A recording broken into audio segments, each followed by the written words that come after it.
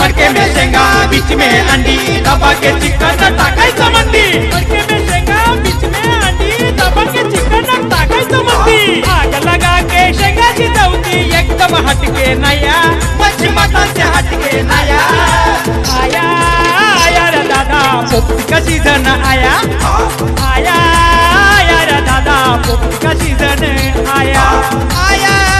आया रे दादा पोपटी का सीजन आया आया रे दादा पोपटी का सीजन